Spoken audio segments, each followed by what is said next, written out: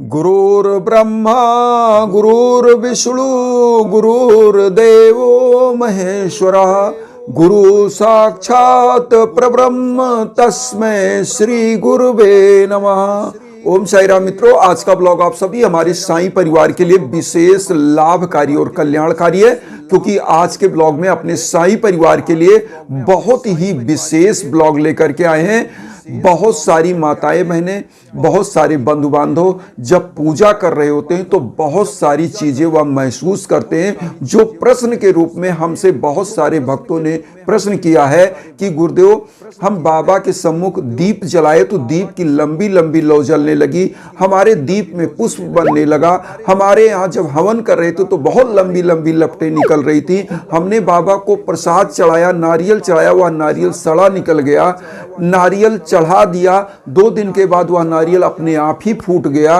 बाबा को पुष्प चढ़ाया, पुष्प हमारे सम्मुख गिर गया, इसका क्या मतलब है?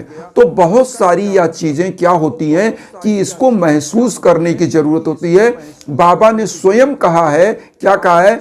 मुझे सदा जीवित ही जानो, अनुभव करो, सत्य पहचानो। 11 वचन में यह जो 2 लाइनें आती हैं, ये अपने आप में दिव्यतम है। बाबा ने कहा है कि मेरा यह शरीर समाधि में भले चली जाए, लेकिन जब भी आप पुकारोगे मैं दौड़ा आऊंगा।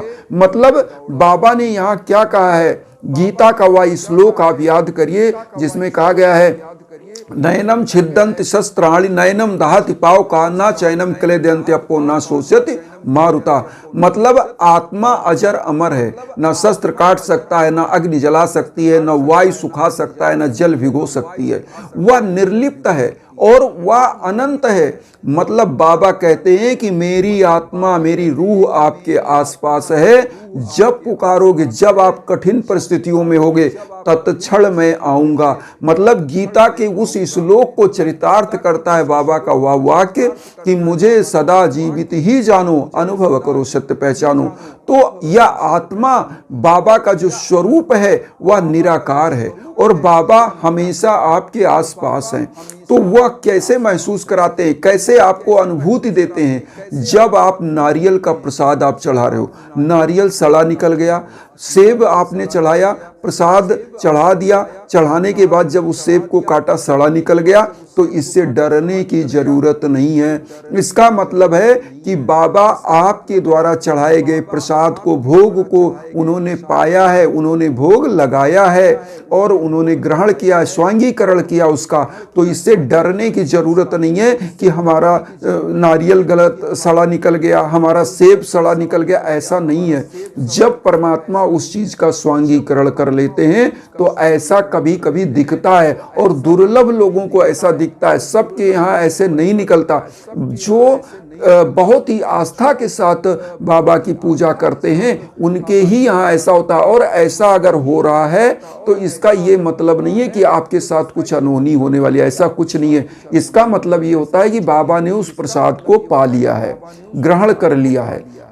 अब आते हैं कि जब आप दीप जला रहे हैं, लंबी लंबी लौ निकल रही, उसकी ज्वालाएं लंबी हो रही हैं, तो इसका मतलब आप समझिए, क्योंकि वह बाबा की अदृश्य ऊर्जा जिस निमित्त से आपने दीप जलाया है, और बाबा तो स्वयं एक दीप जलाया करते थे। आप सब लोग जानते होंगे द्वारका माई में बाबा प्रतिदिन एक दीप जलाया करते थे और एकटक उसको निहारा करते थे। अपने गुरु के नाम की दीप वह जलाते थे और उसी दीप से ऊर्जावान वह हुआ करते थे। तो बाबा का वह दीप जो उनके निमित्त जब आप जलाते हैं और बाबा आपके ऊपर जब प्रसन्न होते हैं तो उनकी ऊर्जा आपको महसूस होने लगती है, वह लौ तेज जलती है। इसका मतलब बाबा आपकी पूजा में आ चुके हैं और वहां पर विराजमान है, साक्षात आपकी पूजा को वह स्वीकार कर रहे हैं। तो ये भी सबसे बड़ा प्रमाण है परमात्मा का।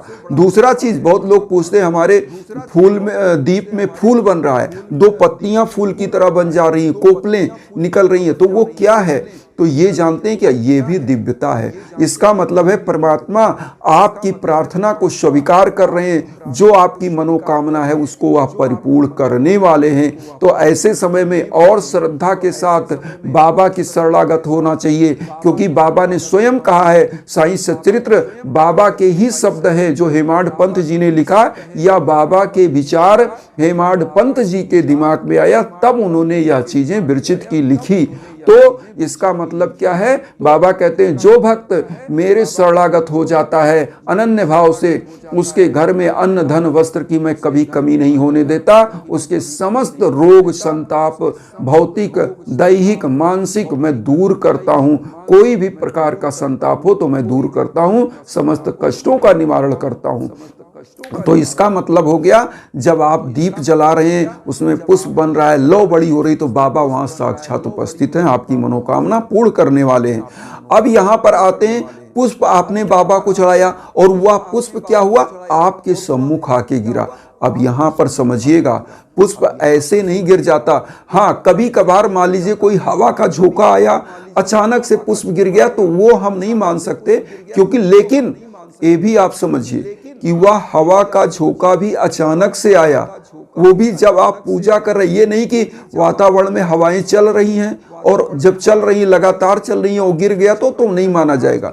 लेकिन आप पूजा कर रहे थे, उसके पहले हवा नहीं चल रही थी और अचानक से हवा आई और वह पुष्प आपके पास गिर रहा है, तो संकेत क्या है? आप समझिए कि बाबा आपकी पूजा को स्वीकार कर रहे हैं और आपको प्रसाद स्वरूप उस पुष्प को दे रहे।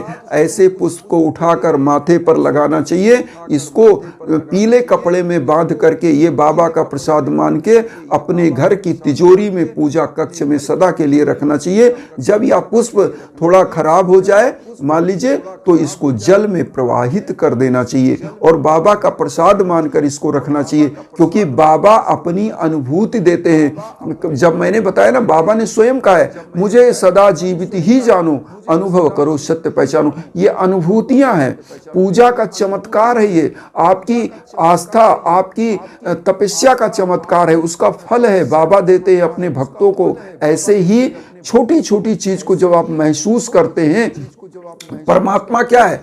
सूक्ष्मतम से सूक्ष्मतम वह परमाणु है, परम अणु, जो कि हम अपनी आंखों से देख नहीं सकते लेकिन महसूस कर सकते हैं। आप वायु को देख नहीं सकते लेकिन महसूस कर सकते हैं कि ठंडी ठंडी हवाएं लग रही हैं, कोई चीज हिल रहा है तो आप महसूस करते हैं कि यह हिल रहा है। तो महसूस तो कर सकते हैं लेकिन हम देख नहीं सकते। तो यह चीज क्या होती है? ये परमात्मा जो है उस परमाणु के जैसा है। ऐसी छोटी छोटी चीजें जो चमत्कार आपकी पूजा में, उसको महसूस करने की जरूरत है। और जो अनन्य साधक होता है, श्रद्धावान होता है, वह समस्त चीजों में परमात्मा का ही दर्शन करता है। बाबा स्वयं कहते हैं, मुझे समस्त जगहों में, समस्त प्राणियों में, समस्त सृष्टि में मेरा ही स्वरूप है जो भी आप देख रहे हो।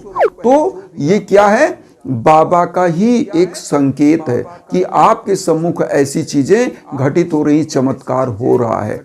अब एक चीज और बताएं, आप पूजा कर रहे हो, अचानक से आपके घर में क्या हो रहा है कि खुशबू सी आ रही है, आपको एक अजीब सी खुशबू आ रही है। इसका मतलब भी समझिए कि परमात्मा आपके आसपास है, आपकी चीजों को, आपकी उस पूजा को वह स्वीकार कर रहे हैं। ये नहीं कि आपने अगरबत्ती जलाया, धूप बत्ती जलाया, हवन जलाया, तो वो तो सुगंध अलग है, लेकिन कई बार अकारण से आपकी जो पूजा है ना, उसमें भी एक अलग सी खुशबू आती है, अलग सी वह फ्रेग्रेंस आपको महसूस होगा। वो क्या है? वो दिव्य ऊर्जा है।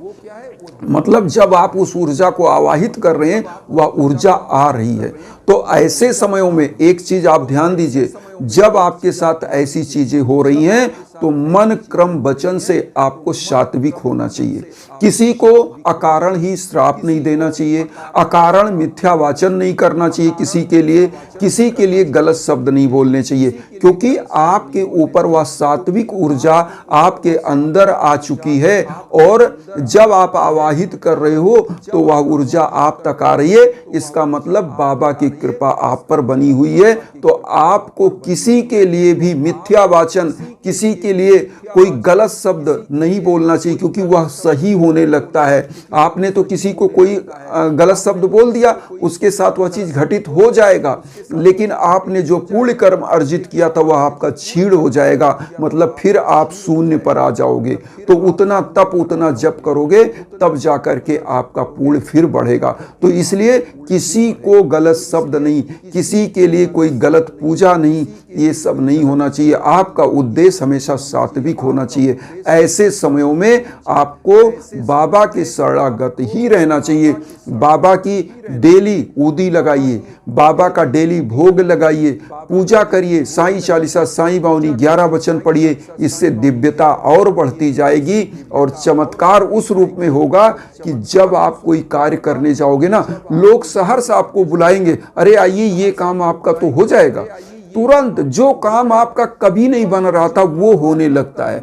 लोग आपके तरफ आकर्षित होते हैं, क्योंकि वह एनर्जी ना जब आपके अंदर आती है ना, अट्रैक्शन लाती है। वह अट्रैक्शन ऐसा होता है जैसे क्षितिज पर सूर्य निकलता है, तो कभी ना कभी आप एक टक जरूर देखते हो सूर्य आज निकला है। गर्मी हो, ठंडी हो, बरसात हो, तो सूर्य जैसे क्षितिज पर होता है, ऐसे आपकी आभा मंडल बन जाती है, क्योंकि बाबा की कृपा आपके ऊपर होती है। तो उस आभा मंडल से लोग आकर्षित होते हैं। एक अट्रैक्शन का पावर, वह एनर्जी आप में समाहित हो जाती है, क्योंकि यही बाबा का चमत्कार है। इसी चमत्कार को लोग फील करते हैं। जैसे अभी कुछ दिन पहले एक न्यूज आई कि शिरडी में एक भक्त आया था जो जन्मांध था, उसको दिखाई नहीं पड़ रहा था, अचानक से उसकी आंखों में ज्योति आ गई। तो ये क्या है? ये बाबा का चमत्कार है, जो कोई भी विज्ञान से भी परे है। चमत्कार विज्ञान से परे होता है। जब विज्ञान हाथ हटा लेता है तो वह चीज होता है, उसी को चमत्कार कहते हैं। ऐसे ही हमारे एक अनन्य साधक जिनके लिए हमने यज्ञ याजन हवन पूजन किया, उनकी शादी लगभग 10 साल पहले हुई थी। उन्होंने टेस्ट ट्यूब बेबी बहुत सारी चीजें प्लान करी और हमने कहा भी कि आप दवा कराइए और हम दुआ करते हैं, लेकिन वह दवा से पूरा हार गई। 2 बार टेस्ट ट्यूब बेबी असफल हो गया। परमात्मा की कृपा बनी, 10 साल बाद उनको पुत्री प्राप्त हुई। तो ये बाबा की कृपा, इसी को चमत्कार कहते हैं कि जो चीज विज्ञान हार गया, लेकिन बाबा की पूजा से कोई चीज सही हुआ, तो इसका मतलब वो नेचुरल तरीके से हो गया। कोई टेस्ट ट्यूब बेबी नहीं, कोई चीज नहीं। तो यही इसी को कहते हैं चमत्कार, क्योंकि आपकी अनन्य आस्था है और परमात्मा की कृपा आप पर होती है। इसीलिए मैं आपको कहता हूं कि जब भी जीवन में भीषणतम बाधाएं आए, तो एक चीज हम और आप लोगों से बार बार कहते हैं, हर वीडियो में कहते हैं कि आपको अपने नाम गोत्र पर संकल्प कराकर यज्ञ याजन हवन पूजन जरूर कराना चाहिए। क्योंकि यज्ञ याजन हवन पूजन क्या होता है? एक अदृश्य ऊर्जा होती है। आपके नाम गोत्र पर संकल्प होने के बाद जब मंत्रों का जप होता है, तो उस ऊर्जा को आवाहित की जाती है कि आपकी जो हर्डल है उसको दूर करे। तो उस हर्डल को दूर करने के लिए ही हवन होता है। और यह हवन एक ऐसी इसकी दिव्यता होती है, आप विश्व के किसी कोने में हो और संकल्प हमारे द्वारा हो रहा है, हम यहाँ पूजा करें, वह ऊर्जा वहां तक पहुंच रही है। तो ऊर्जा क्या है? एक टेलीपैथी का नाम आपने सुना होगा। वो टेलीपैथी की तरह काम करती है कि आप विश्व में कहीं हो और वह एनर्जी आप तक पहुंचती है, क्योंकि आपके लिए जनरेट होती है। आपके नाम गोत्र पर जब संकल्प होता है तो आपके लिए जनरेट होती है, तो वह ऊर्जा आप तक पहुंच जाती है। जैसे टेलीफोन आप यहाँ पे लेके खड़े हैं मोबाइल, और आदमी कहाँ खड़ा है, कौन सा तार आपको दिख नहीं रहा है, तो वह नेटवर्क क्या है? वह ट्रांसपांडर से जो फ्रीक्वेंसी आती है, ऐसे ही परमात्मा की ऊर्जा की फ्रीक्वेंसी होती है। और मंत्रों के जप से उसी फ्रीक्वेंसी को आपसे जोड़ा जाता है। तो आपकी पॉजिटिविटी जब होती है तो आपका कार्य बनने लगता है। इसी को कहते हैं कि जो है परमात्मा की कृपा। साइंटिफिक अप्रोच में जाइए तो जब आप किसी भी व्यक्ति को उस ऊर्जा के लिए, उस व्यक्ति के लिए ऊर्जा आवाहित करते हैं, तो उस व्यक्ति तक वह ऊर्जा पहुंचती ही पहुंचती है। यही है साइंस, विज्ञान, जो आध्यात्म का विज्ञान है। और इसका रहस्य बाबा की कृपा, बहुत सारे लोग आपको बताएंगे ऐसे रहस्य, बहुत सारे ऐसे चमत्कार जो बहुत साधकों के साथ डेली हो रहा है। परंपरा मतलब एक तरह से क्या कहें, परमानेंट हो रहा है। बहुत सारे ऐसे भक्त, बहुत सारे ऐसे साधक मुझसे कहते हैं गुरुदेव आज हमने पूजा किया ऐसे हुआ, और आपने बताया था ये किया तो ऐसे हुआ। तो ये क्या है? ये बाबा की कृपा है, आपके तपस्या का फल है, आपकी सात्विकता है। जो बाबा के श्री चरणों में सदैव समर्पित रहता है उसके जीवन में कभी कोई कष्ट नहीं आता। तो इसीलिए कहते हैं कि आप लोगों को एक चीज और हम इंफॉर्मेशन दे दें कि अब हम व्हाट्सएप का नंबर भी आपको दे रहे हैं, आपको कहीं भटकना ना पड़े। आप व्हाट्सएप पर और इंस्टाग्राम का लिंक हम पहले से आपको दे रहे हैं। दोनों प्लेटफॉर्म पे किसी पर आप हों तो हमसे आप कांटेक्ट कर सकते हैं, कॉल करिए, मैसेज करिए, निसंकोच। कुछ जानना चाहते, समझना चाहते हैं तो निसंकोच आप मैसेज करिए, कॉल करिए। अगर यज्ञ आजन आप कराना चाहते तो आपके नाम गोत्र पर संकल्प होकर यज्ञ आजन होगा। इन्हीं भावनाओं के साथ एक चीज और कहेंगे कि वसुधैव कुटुंबकम की जो भावना हम लेकर चल रहे हैं उसमें आप सभी लोग चैनल को सब्सक्राइब करके हमें भी अपना परिवार बनाइए, और उन बंधु बांधवों तक वीडियो को जरूर शेयर करिए जो किन्हीं कारणों से कष्ट में, दुख में। इसी भावना के साथ ओम शायराम।